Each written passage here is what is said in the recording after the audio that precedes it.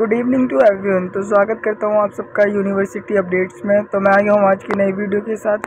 तो आज की वीडियो इन स्टूडेंट्स के लिए काफ़ी इंपॉर्टेंट रहने वाली है जिन स्टूडेंट्स के पास ये सब्जेक्ट है।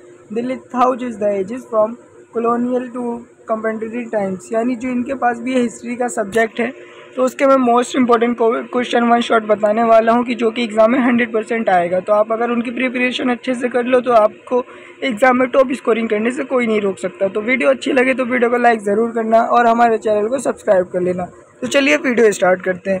तो जैसा कि आज का हमारा टॉपिक है दिल्ली हाउस एजेस के मोस्ट इंपॉर्टेंट क्वेश्चंस का, तो मैं आप लोगों को मोस्ट इंपॉर्टेंट क्वेश्चन बता देता हूँ जो कि मेरे द्वारा बनाए गए हैं। तो जो हमारा पहला क्वेश्चन बनता है, 19वीं शताब्दी की दिल्ली के प्रमुख परिवर्तनों पर प्रकाश डालिए, अथवा 19वीं शताब्दी के पूर्व कंदक में शाहजहानाबाद और मुगल दरबार के अंग्रेजों का आगमन के साथ उभरे घटनाक्रमों पर प्रकाश डालिए। यानी आपको ये क्वेश्चन दो तरीके से पूछ सकता है कि 19वीं शताब्दी में दिल्ली के प्रमुख परिवर्तनों पर प्रकाश डालिए, या ये जो अथवा में लिखा है। तो अगर इस तरीके क्वेश्चन दिखता है तो आंसर आप लोग सेम लिखना। उसके बाद दूसरा क्वेश्चन हमारा जो बनता है, दूसरा क्वेश्चन हमारा बनेगा क्वेश्चन 2, 1857 के बाद दिल्ली शहर में क्या बदलाव हुए। 1857 के विद्रोह की घटनाएं दिल्ली को किन परिवर्तनों की ओर ले गई। तो ये जो 1857 की घटना है ये बहुत इंपॉर्टेंट है, आप लोग ये पढ़ लेना और इसके बारे में अच्छे से जान लेना। उसके बाद जो हमारा अथवा का क्वेश्चन बनेगा, अथवा वाला, 1857 में दिल्ली के इतिहास के सांस्कृतिक और किस प्रकार परिवर्तन आया।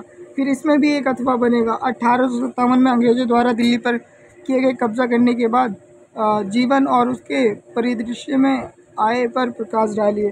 तो ये जो दूसरा क्वेश्चन है हमारा अथवा, तो ये जो एक क्वेश्चन है इसको तीन तरीके से एग्जामिनर पूछ सकता है। तो इसका आंसर सेम होगा, आप लोग आंसर सेम लिखना और अच्छे से लिखना। 1857 के बारे में पूछा गया है और उसमें क्या क्या महत्वपूर्ण था उसके बारे में पूछा गया है।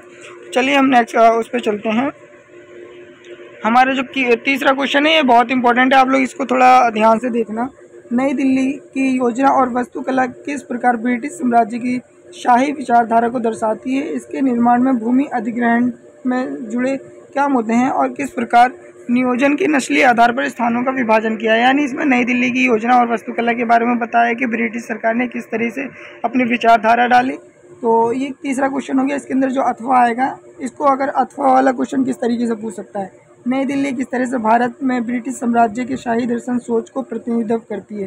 फिर इसमें भी अथवा बनेगा, नई दिल्ली के निर्माण के लिए भूमि अधिग्रहण से संबंधित मुद्दे क्या थे। फिर इसमें भी अथवा बनेगा, दिल्ली की स्मारकीय वास्तुकला शाही विचारधारा के प्रभाव को क्या दर्शाती है, टिप्पणी करें। इसमें भी अथवा बनेगा। क्या आप समझते हैं, सहमत है दिल्ली के औपनिवेशिक नगर नियोजन से नस्लीय आधार पर स्वच्छ और स्वस्थ स्थानों पर अलग कर दिया गया है। यानी जो हमारा तीसरा क्वेश्चन है, मैंने इसको चार तरीके से आप लोगों के लिए एक्सप्लेन किया है कि एग्जामिनर किसी भी तरीके से पूछ सकता है। तो गाइस ये जो हमारा तीसरा क्वेश्चन है, इसको एग्जामिनर क्वेश्चन पूछने का तरीका चार तरीके से हो सकता है, बस इसके आंसर सेम होंगे। तो आप लोग ये अच्छे से ध्यान रखना और समझना।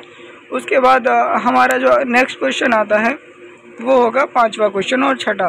तो पांचवा जो हमारा क्वेश्चन है, राष्ट्रीय स्वतंत्रता आंदोलन में दिल्ली और दिल्ली शहर के निवासियों की भूमिका निभाई और आज़ाद भारत में दिल्ली को योगदान पर प्रकाश डालिए। यानी इसमें राष्ट्रीय स्वतंत्रता के बारे में बताना है, दिल्ली की प्रवासियों के बारे में भूमिका बतानी है कि किस तरीके से आज़ादी में उन्होंने साथ दिया।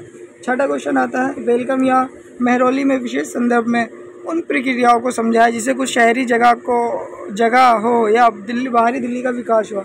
यानी वेलकम और महरौली की जो विशेषता है उसको बताना है और कुछ जगह जो बाहरी दिल्ली का विकास हुआ, यानी कुछ ऐसी प्रक्रिया जिनकी वजह से बाहरी दिल्ली का निर्माण किया गया उसके बारे में बताना है। या तो एग्जामिनर्स को इस तरीके से पूछ सकता है कि महरौली ध्यान पर नागरिकी विजय का प्रभाव और विश्लेषण कीजिए। तो छठे क्वेश्चन में एग्जामिनर आपसे इस दो तरीके से क्वेश्चन पूछ सकता है, बट आंसर इसका सेम होगा। उसके बाद हम आते हैं नेक्स्ट क्वेश्चन पे। जो हमारा नेक्स्ट क्वेश्चन होने वाला है सातवां क्वेश्चन जो है, दिल्ली विश्वविद्यालय की स्थापना से महत्व है। तो आप लोग ध्यान से देखना। सातवां क्वेश्चन, दिल्ली विश्वविद्यालय की स्थापना के महत्व की चर्चा कीजिए, या दिल्ली कॉलेज में शिक्षा क्षेत्र में दिल्ली प्रकार उल्लेखनीय भूमिकाएं निभाओ की चर्चा कीजिए। यानी आपको एग्जामिनर इस तरीके से दो क्वेश्चन पूछ सकता है। उसके बाद आठवां क्वेश्चन आता है, टिप्पणी लिखें, रिफ्यूज कॉलोनिया, राष्ट्रपति निवास या औपनिवेशिक दिल्ली में चाय और कॉफ़ी का हाउस। जो तीसरा पॉइंट हमारा है राष्ट्रपति निवास और चौथा पॉइंट है औपनिवेशिक दिल्ली में चाय और कॉफ़ी हाउस। पाँचवा आता है गालिब की दिल्ली। तो आपको इनमें से कोई सा भी एक क्वेश्चन आ सकता है या टिप्पणी लिखने के लिए, तो अच्छे से प्रिपरेशन कर लेना।